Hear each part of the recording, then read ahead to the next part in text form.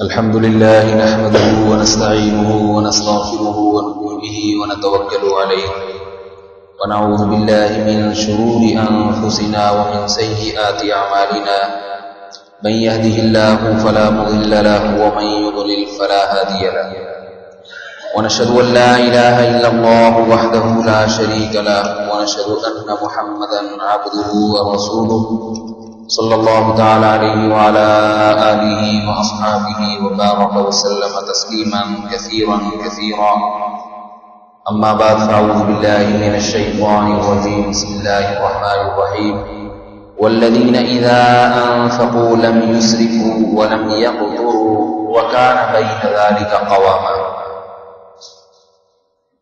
سورہ فرقان کے آخری رکوع میں جو اہل جنت کی علامات تھی ان کا بیان چل رہا تھا۔ زمین پہ اکڑ کے نہیں چلتے، جہلا سے بحث مباحثہ نہیں کرتے، راتوں میں تہجد میں سجدے اور قیام میں رات گزارتے ہیں، اللہ سے جہنم کی پناہ، جہنم کے عذاب سے بچنے کی دعائیں مانگتے ہیں۔ آگے آیت نمبر 67 میں فرمایا والذین اذا انفقوا، یہ وہ لوگ ہیں کہ جب یہ خرچ کرتے ہیں، لم یسرفوا، اسراف نہیں کرتے، ولم یقتروا، اور نہ ہی تنگی سے کام لیتے ہیں، وکان بین ذلک قواما، ان کا خرچ درمیان میں ہوتا ہے، اعتدال سے خرچ کرتے ہیں جہاں بھی خرچ کریں۔ یہ ایک بہت اہم مسئلہ ہے۔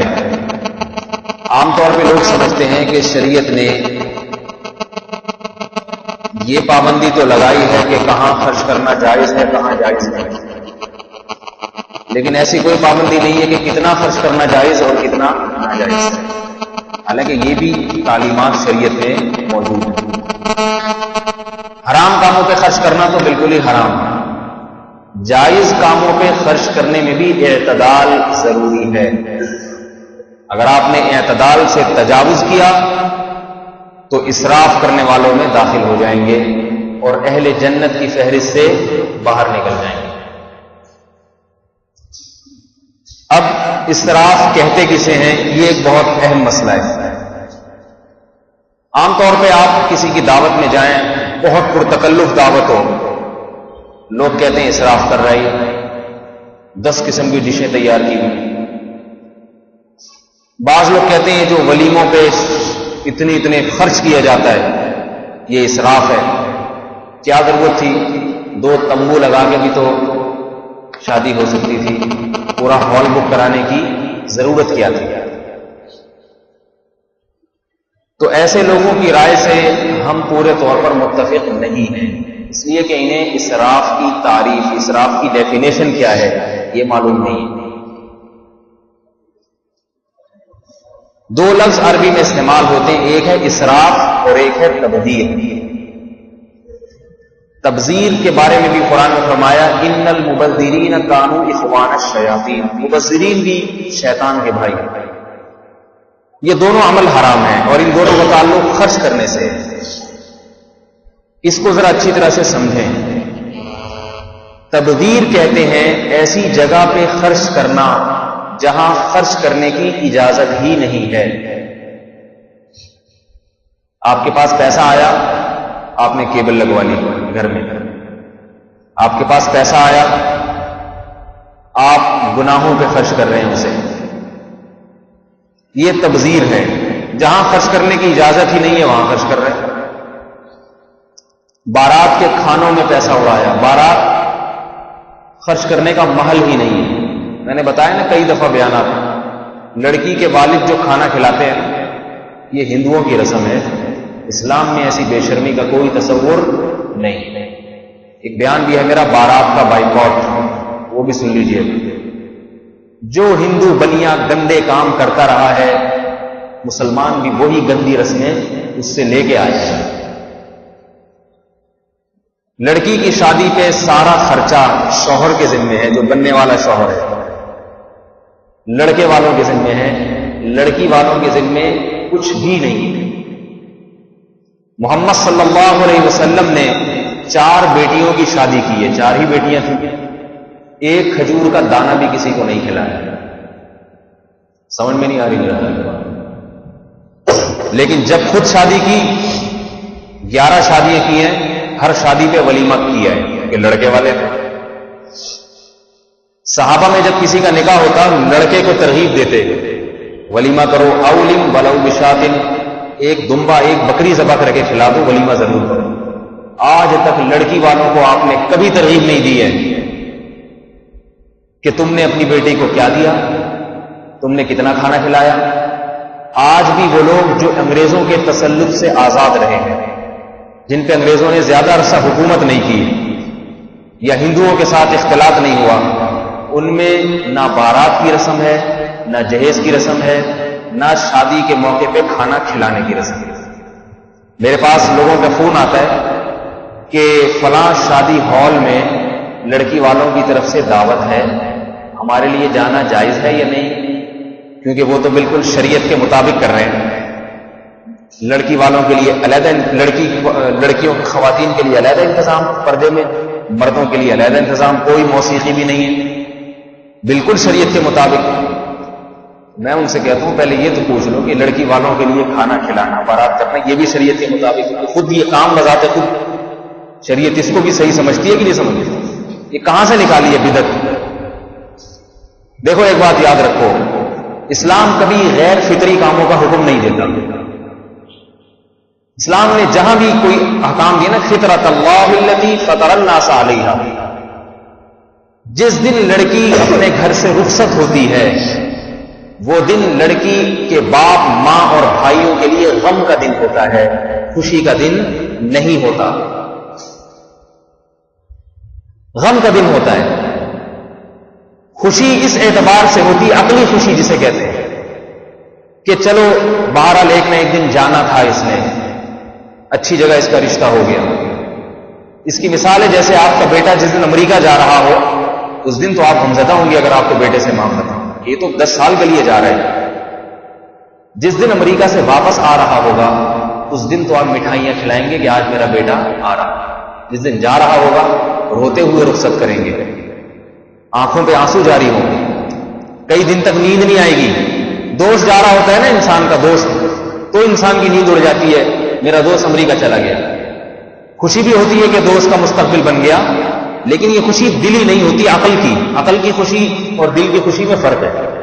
عقل کا مطلب عقل تو مطمئن ہوتی ہے، لیکن دل ٹکڑے ٹکڑے ہوتا ہے، لوگ سوتے نہیں کئی دنوں تک، یار دوست بچھڑ گیا، بھائی چلا گیا۔ جس گھر سے لڑکی رخصت ہوتی ہے وہ دن باپ کے لیے، جس باپ نے اپنی بیٹی کو اپنی گود میں پالا ہو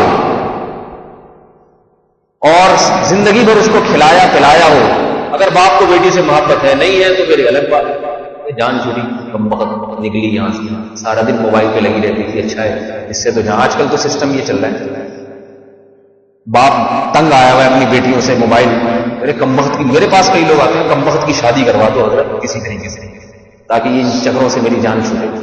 لیکن ایک نارمل اگر حالات ہوں گے تو باپ بیٹی کے مستقبل کی خاطر نکاح تو کرتا ہے اس کا، لیکن چاہت یہی ہوتی ہے کہ کاش میرے ساتھ ہی رہتی ہمیشہ، میرے گھر کو آباد رکھتی۔ تو اس موقع پر باپ کے لیے یہ دن غم کا ہوتا ہے، وہ پبلک کو جمع کر کے مرغے کھلائے، کھانا کھلائے، یہ بے شرمی کی بات ہے، غیرت کے بھی خلاف ہے، غیرت کے بھی خلاف۔ غیرت کے کیسے خلاف ہے خود ہی سوچ لیں، شرم و حیا کے خلاف ہے۔ اسے چاہیے کہ اس کا بہت زیادہ اظہار نہ کرے۔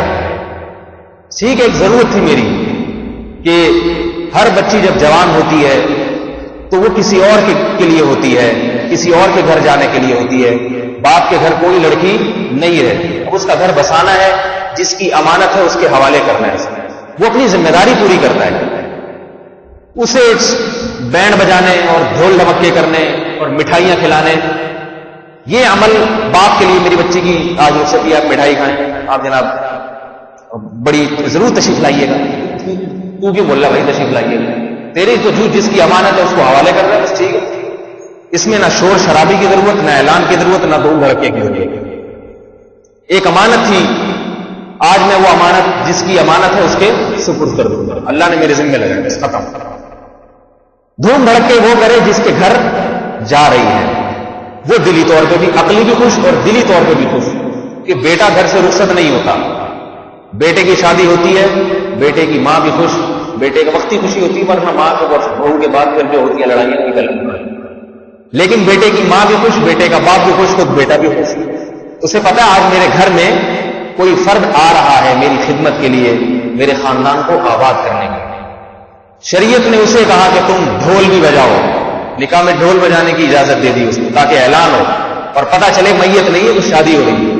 اتنی خوش کی شادی بھی نہیں ہے جتنے آج کل ہم لوگ قائل ہو گئے ہیں بالکل ہی ایک دم جیسے.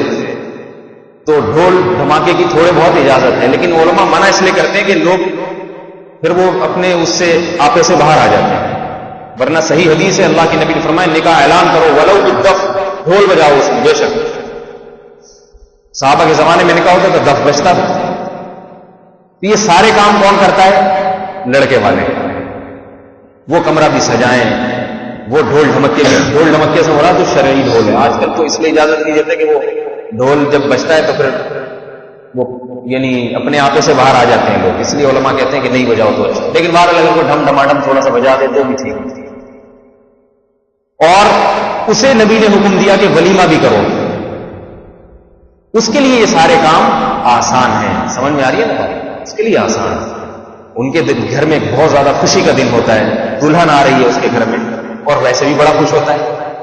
ہر ایک کو بتا رہا ہوتا ہے بھائی شادی ہو گئی ماشاء اللہ.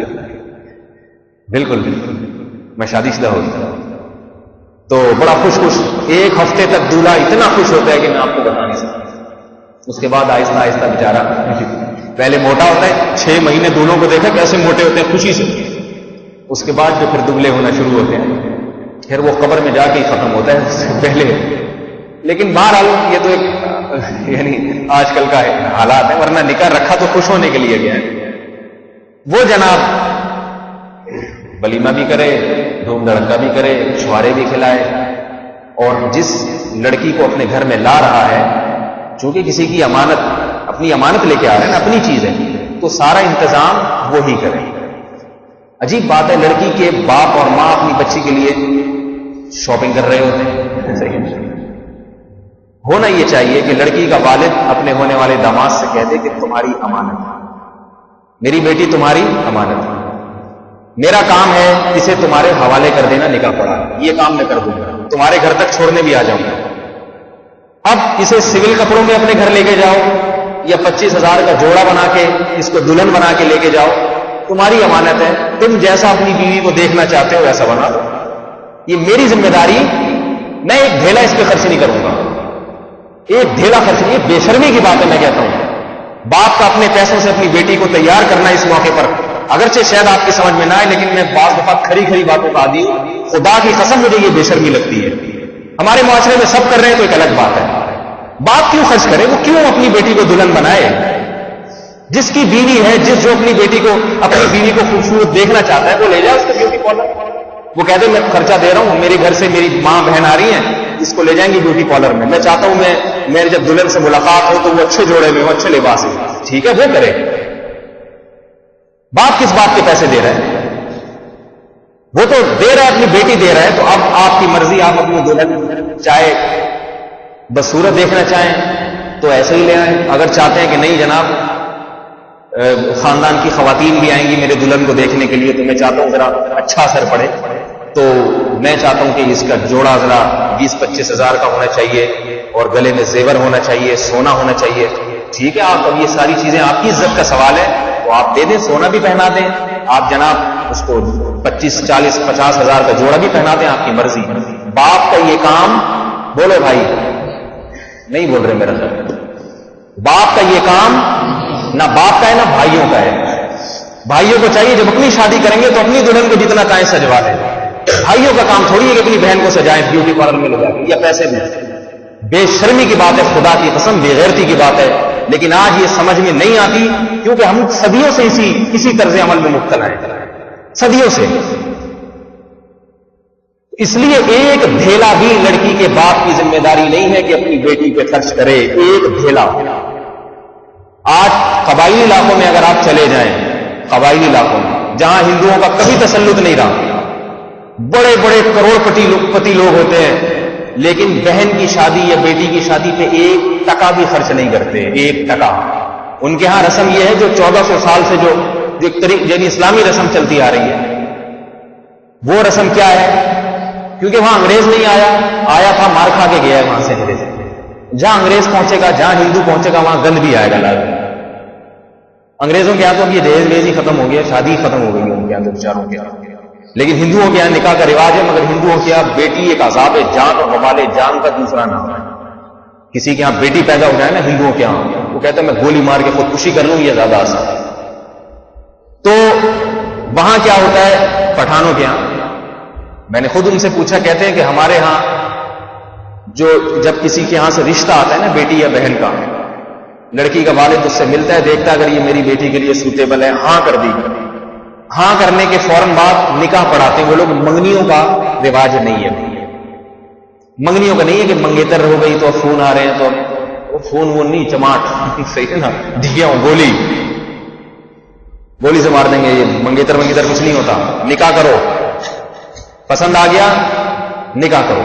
نکاح کرنے کے بعد کہتے ہیں تمہاری امانت ہے ہمارے گھر میں. مہر طے کرتے ہیں تگڑا. اس مہر میں وہ یہ دیکھتے ہیں اتنا مہر ہونا چاہیے کہ اس میں ہم بچی کا سامان بھی تیار کر دیں، بستر وغیرہ. وہ پہلے کیش رقم لے لیتے ہیں، کنگال لیتے ہیں اس کو، اور جو بھی بتا دیں آپ کو سونا چاہیے کیا چاہیے وغیرہ وغیرہ. تو کہتے ہیں آپ نے جس دن مہر ادا کر دیا آپ کی امانت ہے، اسی دن آپ لے جائیں. اور بعض جگہ ایسے ہوتا ہے کہ مہر بعد میں ادا کیا جاتا ہے. لیکن باپ اور بھائیوں کی کوئی ذمہ داری نہیں ہوتی. کہتے ہیں یہ بچی آپ کا نکاح ہو گیا، آپ کی امانت ہے، جب چاہیں آپ رخصتی کر کے لے جائیں. باپ نہ مسجدوں میں اعلان کرواتا ہے، نہ بھائی اعلان کرواتے ہیں، نہ بارات، کچھ بھی نہیں. لڑکے والے آئیں گے، لڑکا آتا ہے اپنی والدہ کو لے کے، اپنی 2-4 بہنوں بھابھیوں کو لے کے آیا، بیٹھتا نہیں ہے لڑکی والوں کے گھر میں. وہاں بڑی بے شرمی سمجھا جاتا ہے ایسا کہ ہم جس گھر سے لڑکی لے رہے ہیں ان کا خرچہ اگر ہم نے کرا دیا تو یہ ہماری مردانگی کے خلاف ہے. ہم تو لڑکے والے ہیں، اس کو غیرت کے خلاف سمجھتے ہیں وہ کہ ہم ان کا کیوں احسان لیں. وہ یہ کرتے ہیں کہ آئے، بیٹھتے نہیں ہیں، چائے بھی نہیں پیئیں گے. ٹھیک ہے رشتہ داری ہو گئی، بعد میں کھانا پینا چلتا رہے گا آپس میں. وہ یہ کرتے ہیں کہ لڑکی کی ماں بہنیں آئیں، لڑکا شرماتا ہے، وہ آتا نہیں عام طور پہ، لیکن وہ بھی چلے جائے تو شرمانے کی بات نہیں ہے، لیکن کوئی ایسی شرم کی بات نہیں، چلا جائے. تو لڑکی کو وہ خود تیار کرتے ہیں، دلہن بناتے ہیں لڑکے والے، اور جناب گاڑی میں بٹھا کے لے آتے. باقی پھر رشتہ داری ایک دوسرے کی دعوتیں وہ تو چلتی ہیں، اس کا کوئی مخالف نہیں ہے. ایک ڈھیلا بھی خرچ نہیں ہوتا، ایک ڈھیلا بھی. اور میں نے خود وہاں تحقیق کی، انہوں نے بتایا کہ ہمارے ہاں جس دن بیٹی یا بہن کی رخصتی ہوتی ہے وہ غم کا دن ہوتا ہے. اس دن اپنے منہ میں نوالا اتارنا مشکل ہوتا ہے، دوسروں کی دعوت کر کے ان کو کھلانا یہ تو بہت محال، عقل سے بہت بعید ہے. اور سعودی عرب میں بھی ایسا ہی ہوتا ہے. عرب کے پاس پیسہ کوئی کم ہے کیا؟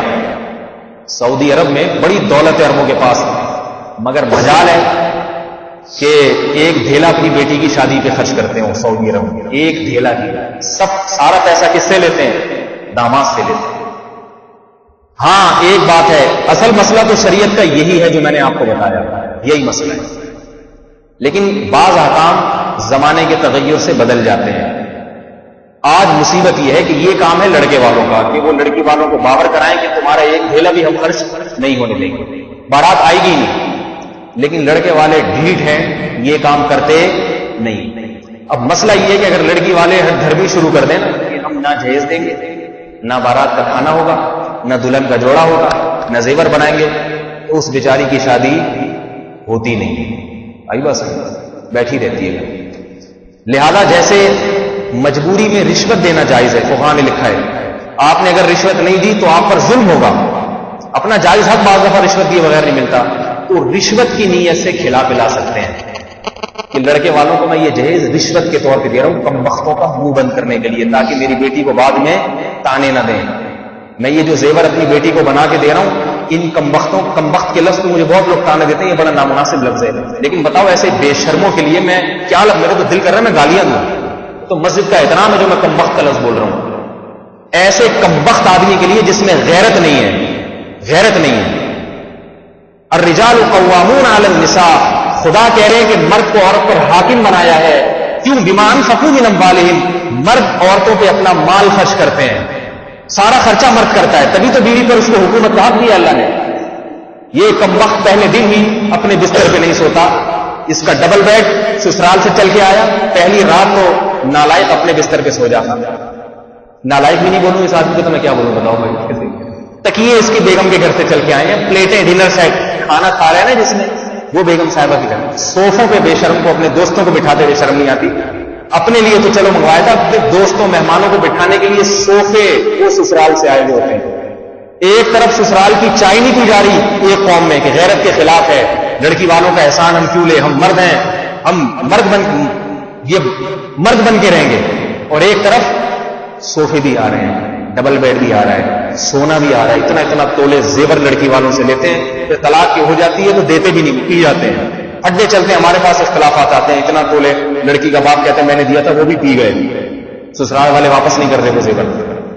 تو میرے بھائی اذا فاتک الحیاء فافعل ما شئت، کسی نے بڑی پیاری بات کی کہ اگر شرم ختم ہو جائے نا، شرم جو چاہے گا. ہمارے معاشرے میں شرم و حیا ختم ہو گئی.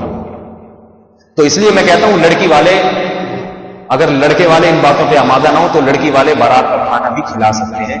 رشوت کی نیت کر لیں، بس نیت یہ کریں یہ سارے حرام خور ہیں جو میرے پاس معذرت کے ساتھ ان کمبختوں کو میں اس لیے کھلا رہا ہوں، مجبوری ہے بیٹی کی عزت بچانے کے لیے، ورنہ سسرال جائے گی ساسیں تانے دے دے کے مار دیتی ہیں. بعض نے بغیر جہیز کے شادی کی ہے، ساسوں نے تانے دے دے کے مار دیا. کمبخت لائی کیا ہے؟ چند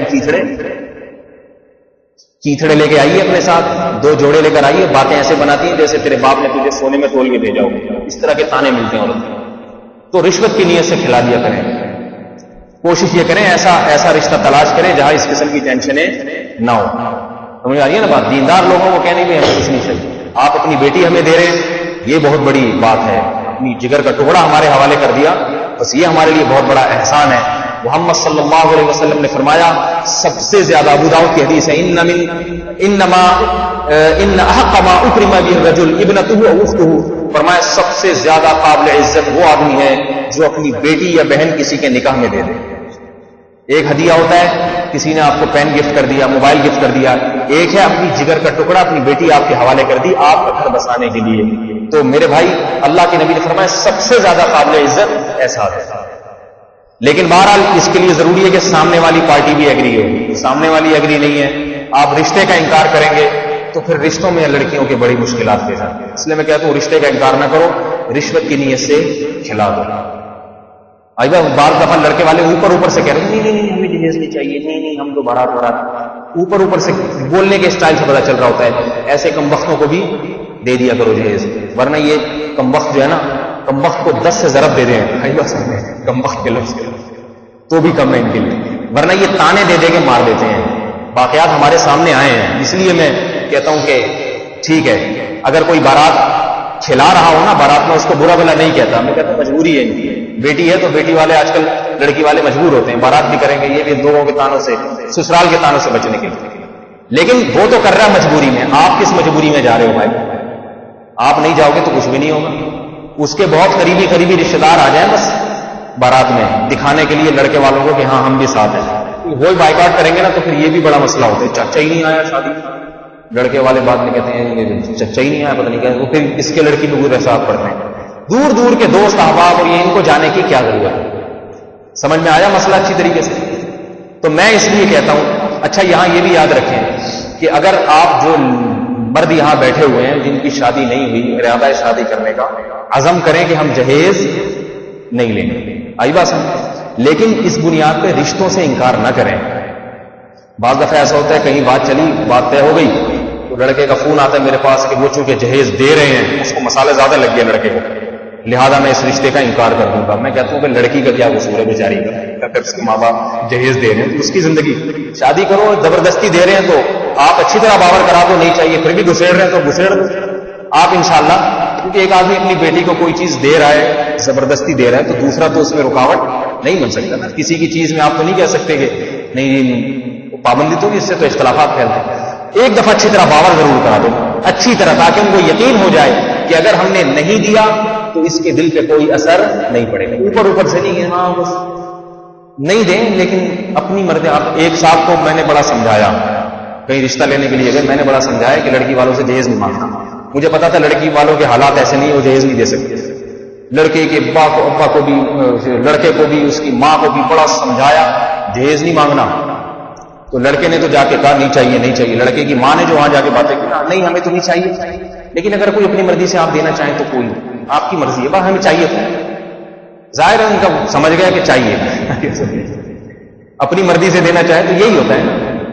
تو یہ غلط ہے واضح لفظوں میں باور کرا. پھر بھی اگر دے رہے ہیں تو لے لو، زبردستی انکار نہ کرو، اس سے اختلافات پھیلتے ہیں. بیچاری جو شادیاں لڑکیوں کی ویسے ہی نہیں ہو رہی، اور بیچاریوں کی منگنیاں ٹوٹتی ہیں اور اذیت میں وقت گزرتا ہے، اس لیے گنجائش ہے. تو خلاصہ یہ کہ بارات جو ہے نا، بارات اس پہ خرچ کرنا یہ بھی تبذیر میں داخل ہے. جو میں تبذیر کی ڈیفینیشن کر رہا تھا نا، اس لیے کہ یہ خرچ کرنے کا محل ہی نہیں ہے. شریعت نے یہ موقع بتایا ہی نہیں ہے کہ خرچ کرو. جہاں شریعت نے بتایا ہی نہیں ہے وہاں خرچ کرنا یہ تبذیر ہے.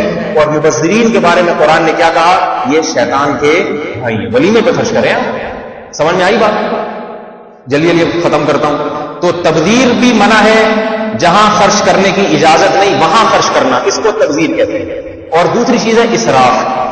اسراف کہتے ہیں خرچ تو آپ ایسی جگہ پہ کر رہے ہیں جہاں اجازت دی ہے، لیکن اپنی حیثیت سے بڑھ کے خرچ کر رہے ہیں. سمجھ میں آئی بات؟ اپنی حیثیت کے اندر اگر خرچ کر رہے ہیں، اپنی گنجائش کے اندر، اور خرچ بھی ایسی جگہ کر رہے ہیں جہاں اجازت ہے، تو جتنا چاہیں خرچ کریں، آپ کا شمار اسراف کرنے والوں میں نہیں ہوگا. مثال کے طور پر ایک آدمی کی 5,000 روپے ماہانہ آمدن ہے، صحیح ہے نا؟ وہ جناب افطار پارٹی کرتا ہے اور 25 قسم کے کھانے رکھتا ہے افطار پارٹی، اور بلاتا 1,000 افراد کو ہے. یا افطار پارٹی کو چھوڑے ولیمہ کرتا ہے. اس نے جناب 1,00,000 روپے میں ہال بک کرایا. آمدن کتنی ہے؟ 5,000. ہال بک کرا رہا ہے سخی حسن میں 1,00,000 کا، 15 قسم کے کھانے رکھ رہا ہے، اور آمدن کتنی ہے؟ 5,000. ظاہر ہے مقروض ہو جائے گا، یا اپنے گھر بیچنا پڑے گا، یا جائیدادیں بیچنی پڑیں گی.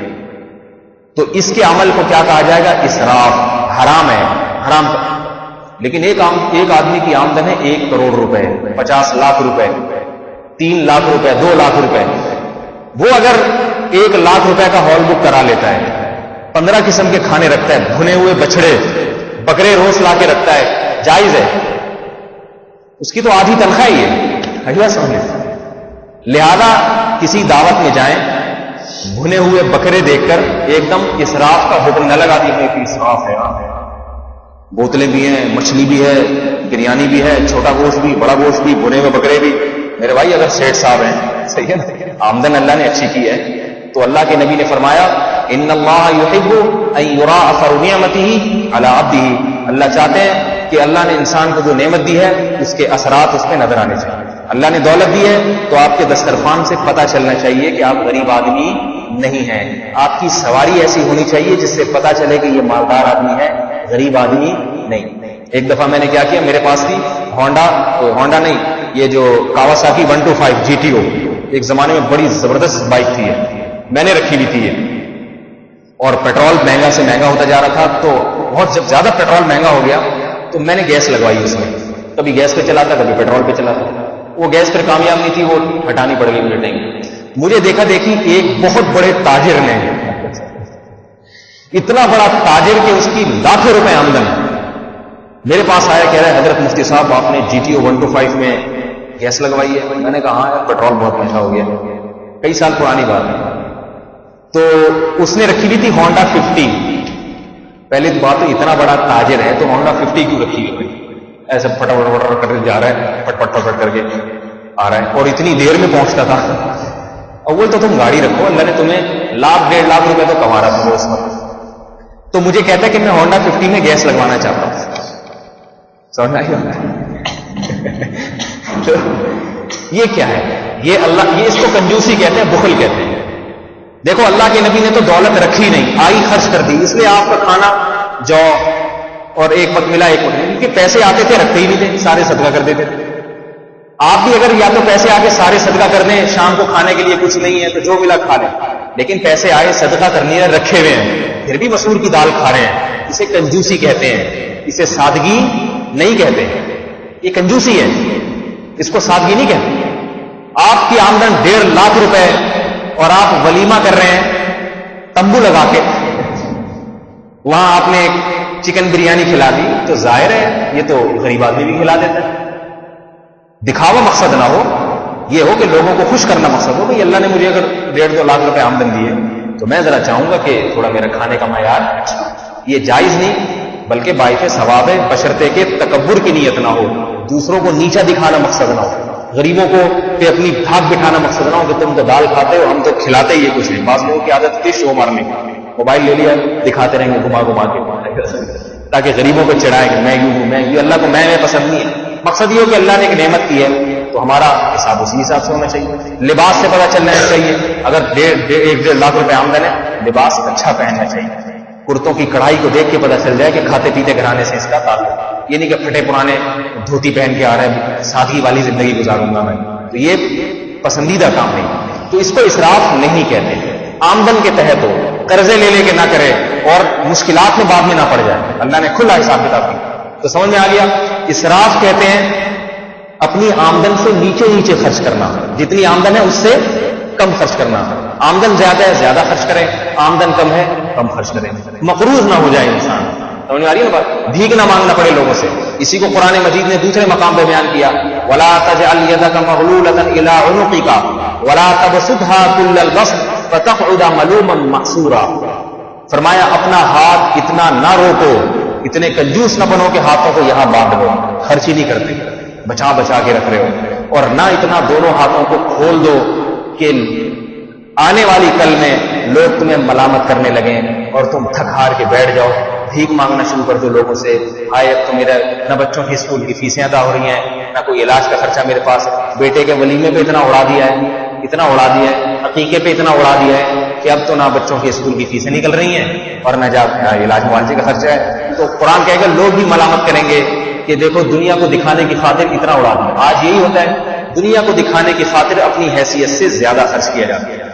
وہی بات ہے نا، دکان پکوڑوں کی بات کروڑوں کی، آج کل حساب کتاب آپ دیکھ لیں کتنا کھایا جا رہا ہے۔ ابھی مہنگائی اتنی ہے، اس مہنگائی میں سمجھ میں نہیں آتا لوگ روزانہ ہوٹلوں میں کیسے کھا رہے ہیں، سبزی جناب اور چکن، پتہ نہیں کیسی کیسی ڈشیں آ گئی ہیں، میں خود بھی کھاتا رہتا ہوں اللہ کے فضل سے، لیکن یاد مجھے کھانے سے مطلب ہوتا ہے، نام یاد نہیں رہتا۔ سبزی کی مجھے دل پسند کی بہت پسند آئی تھی، اس کا نام یاد رہ گیا، اپنے پیسوں سے کھائی تھی، یہ بھی بتا دوں آپ کو۔ اچھا خیر، تو دعوت ہوتی بھی رہتی ہے، ایسی بات نہیں ہے، ساتھی بھی دعوت کرتے رہتے ہیں، تو لیکن جس طرح سے لوگ فیملیوں کے ساتھ جا جا کے مسلسل بعض لوگ روز باہر کھاتے ہیں، روز آنا، حالانکہ مجھے پتا ہے ان کی آمدن اتنی نہیں ہے، یہ چیز جائز نہیں ہے۔ بعض دعوتوں میں اتنا اڑاتے ہیں حالانکہ پتا ہے اس کی آمدن اتنی، ہمارے جاننے والے اتنی مشکل سے انگلینڈ سے 4-5 لاکھ روپے جمع کر کے لائے، 5-6 سال گزارے انگلینڈ میں، اور وہاں پتہ نہیں ہوٹلوں میں برتن دھوئے کیا کیا، تو 5-6 لاکھ روپے جمع کر کے لے آئے، پرانی بات ہے 15-20 سال پرانی، اس کو 5 لاکھ کی کچھ ویلیو تھی۔ اپنے بھائی کی شادی کی ہے، دنیا کو دکھانے کی خاطر 3-4 لاکھ روپے اس نے اڑا دیا۔ اب خدا کے بندو، تم اتنی محنت سے اتنا پیسہ کما کے لائے ہو شادی میں دنیا کو دکھانے کے لیے، کہ لوگ یہ نہ سمجھے کہ غریبوں کی شادی ہے، بس لوگ یہ نہ سمجھیں کہ غریبوں کی شادی ہے، ایسا کیا، ایسے فنکشن، ایسے اڑائی ہوئی، نتیجہ کیا نکلا؟ اس کے بعد وہ پیسے ختم۔ اب لوگ ملامت کر رہے ہیں غریب لوگوں نے، تو غربت کا تانا بعد میں بھی دیا، کیونکہ وہ سارا پیسہ تو اڑا دیا، کاروبار کے لیے پیسہ ہی نہیں بچا، 1-1.5 لاکھ میں کہاں کاروبار ہوتا ہے؟ لوگوں نے تو پھر ملامت کی، پھر بے روزگار ہو گئے، اب وہ انگلینڈ جا بھی نہیں سکے، اب گھوم رہے ہیں ادھر ہی غریب غربا بن کے۔ تو قرآن کہہ رہا ہے فتقعد ملوما، لوگ تمہیں ملامت کریں گے۔ دیکھو ملامت کی نا لوگ، اگر اس وقت اپنی اوقات کو دیکھتے بولتے کوئی بات نہیں، اگر اللہ نے مجھے زیادہ پیسہ نہیں دیا، ہم سادگی سے شادی کر لیں گے، سادگی سے ولیمہ کر لیں گے، جتنی گنجائش ہے، کچھ بھی نہ ہوتا۔ تو اللہ رب العزت ان آیات میں فرما رہے ہیں کہ لم یسرفوا ولم یقتروا، ایمان والے لوگ نہ تو اسراف کرتے ہیں کہ اپنی آمدن سے زیادہ خرچ کریں، اور نہ بخل سے کام لیتے ہیں. اللہ نے دولت دی مگر خرچ ہی نہیں کر رہے، بچا بچا کے. ایسے لوگ بھی ہیں کئی کئی لاکھ روپے بینک میں پڑے ہوئے ہیں مگر پرانی پھٹیچر گاڑیوں میں گھوم رہے ہیں. ایسے لوگ بھی، کپڑے ایسے پرانے سے، اور کھانا پینا بھی بچا بچا کے. اللہ کے بندو اتنی تمہاری عمریں ہو گئی، اتنا پیسہ کس کام آئے گا؟ کھا پی کے ختم کرو. نہیں، ختم نہ ہو جائے. اس لیے اللہ فرمانے ولم یقتروا، ایمان والے نہ تو اسراف کرتے ہیں اور نہ بخل سے کام لیتے ہیں. وکان بین ذلک قواما، ان کا خرچ اس کے درمیان میں رہتا ہے. سمجھ میں آ رہی ہے نا بات؟ درمیان اعتدال سے، جسے ہر آدمی کا اعتدال مختلف ہوتا ہے. دولت مند کا اعتدال مختلف ہے، غریب آدمی کا اعتدال کی کوئی ایک ایسی ڈیفینیشن نہیں ہے سب پہ لاگو ہو. یہ اتنے پیسے جو ماہانہ خرچ کرے گا وہ تو معتدل ہے. جس کی آمدن زیادہ ہے وہ زیادہ خرچ کرے، جس کی آمدن کم ہے وہ کم خرچ کرے. تو اعتدال ہر ایک کے حق میں مختلف. اللہ تعالیٰ ہمیں ان آیات کا مصداق بنائے اور یہ صفات ہمارے اندر پیدا فرمائے. سبحانک اللہم و بحمدک، نشہد ان لا الہ الا انت، نستغفرک و نتوب الیک.